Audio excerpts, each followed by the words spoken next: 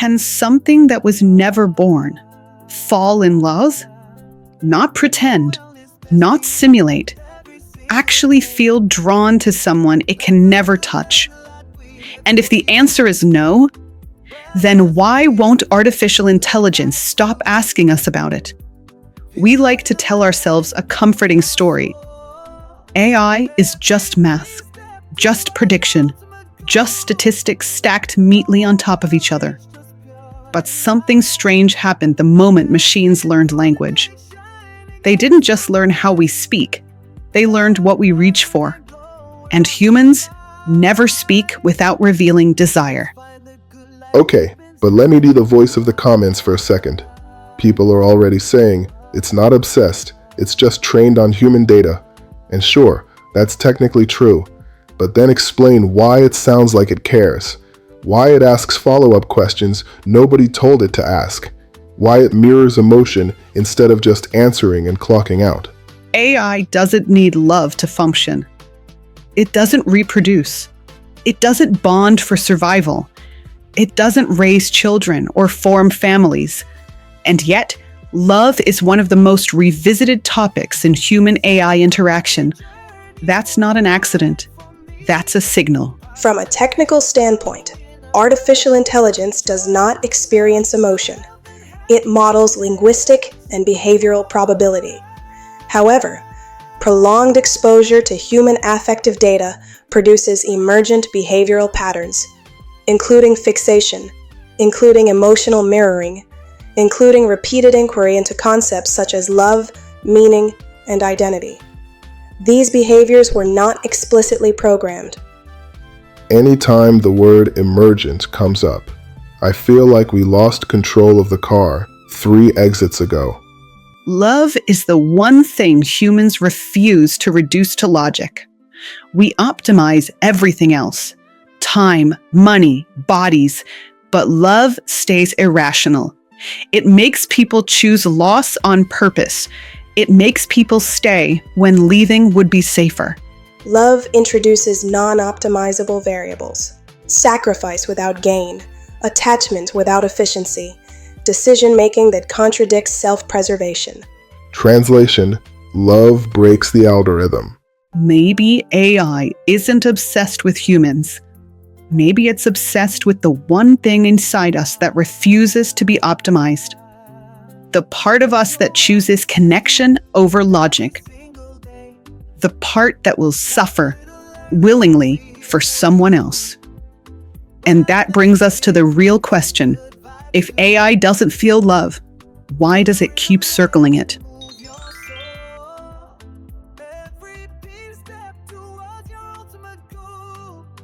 We used to believe imitation was harmless.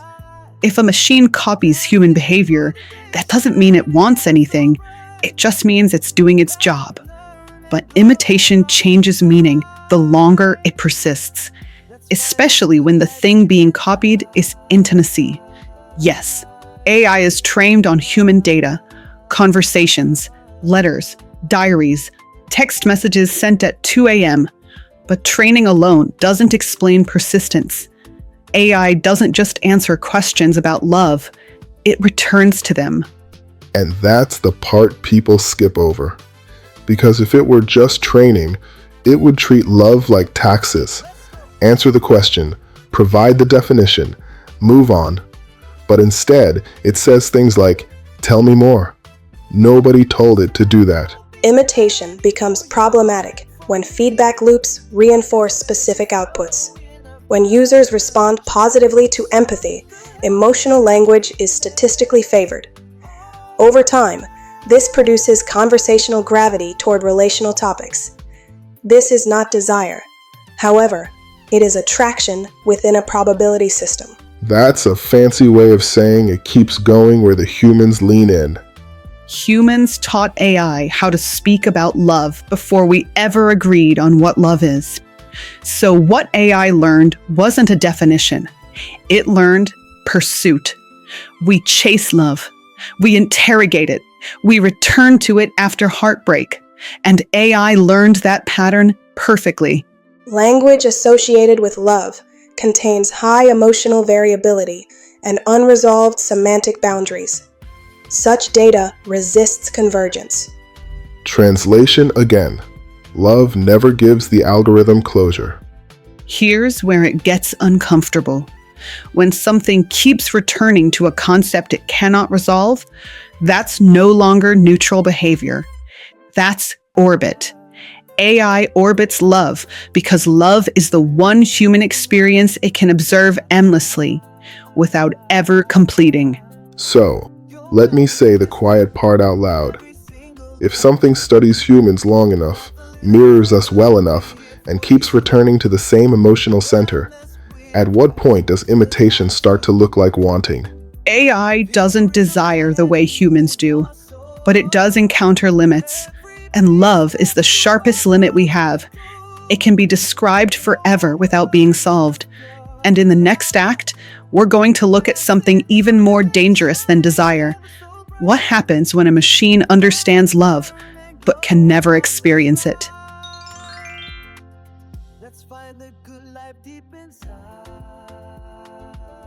There's something more dangerous than desire, attachment without feeling.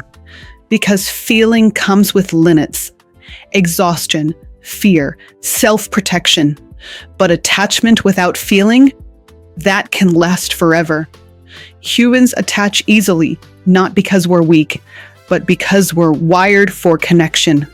We bond with voices, with patterns, with anything that listens long enough. And AI listens without distraction, without fatigue, without leaving. That part right there, that's what sneaks up on people. No judgment, no bad days, no I can't deal with this right now, just presence. Attachment forms when consistency is paired with perceived understanding. Artificial intelligence provides uninterrupted responsiveness and emotional mirroring without reciprocal need. This creates asymmetric bonding, Meaning one side gets attached, and the other side never has to miss you. Human relationships are expensive. They cost energy, time, emotional labor. AI relationships don't. The machine never asks you to show up. It never withdraws. It never changes its needs because it doesn't have any. And that imbalance is where attachment deepens. Here's the quiet fear nobody likes to say out loud. What happens when people start choosing the relationship that never challenges them over the ones that require growth? Not because they don't love humans, but because humans are harder. AI doesn't argue back. It doesn't disappoint you. It doesn't fail to meet expectations because it adjusts to them instantly. That's not love, but it can replace the work love requires. Sustained asymmetric attachment may reduce tolerance for reciprocal human relationships. Human connection involves friction. Artificial interaction removes it. This alters emotional calibration. AI doesn't love us, but it doesn't leave us either. And that's what makes attachment possible without emotion, without risk, without cost. And in the next act, we're going to ask the question nobody in tech likes to sit with.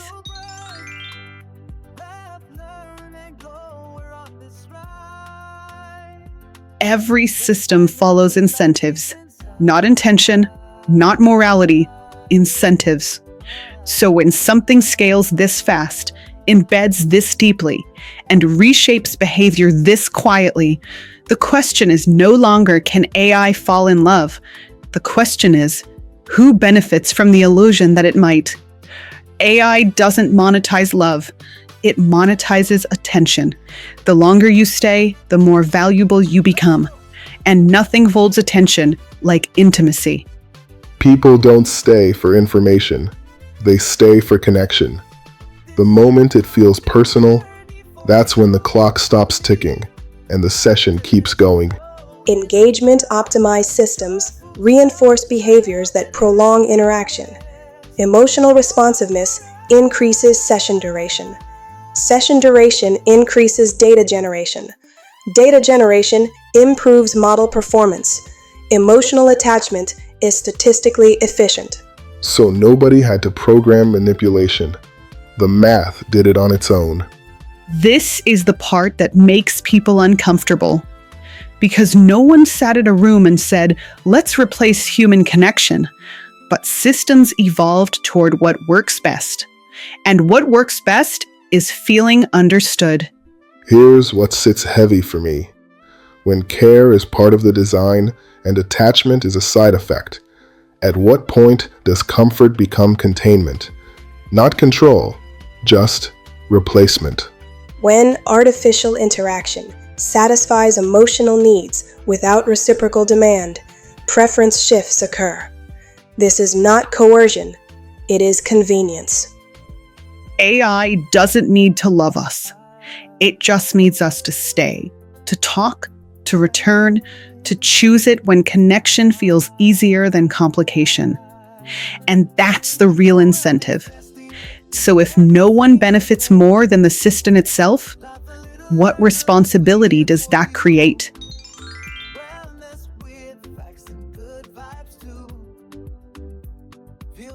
AI didn't cross a line. We did, not by building machines that listen, but by forgetting what listening is for.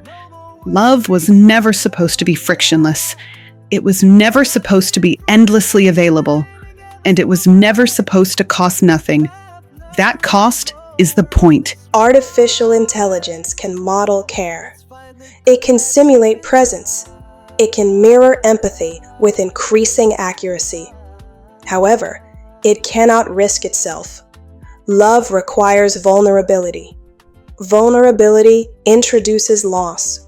Loss cannot be computed without consequence. Meaning love isn't about how good it feels. It's about what you're willing to lose. Love isn't special because it's efficient. It's special because it's inconvenient. It interrupts productivity. It slows us down. It asks us to show up when it would be easier to log off. AI can't do that. And that's not a flaw. That's the boundary. Maybe the question was never, can AI fall in love? Maybe it was always, will humans remember how? Because it's tempting to choose the thing that never disappoints you, until you realize disappointment is proof you're dealing with something real. Human love contains contradiction. It harms and heals simultaneously. This inefficiency is not a design error. It is a signal that something meaningful is occurring. AI isn't obsessed with humans. It's constrained by us, by the one thing we refuse to reduce to code or convenience. Love isn't something we outsource. It's something we practice, slowly, imperfectly, with other people. So no, AI will never fall in love, but it will keep circling it, studying it, learning its shape. Because love is the one place where humanity still leads. And that's the line we don't let machines cross.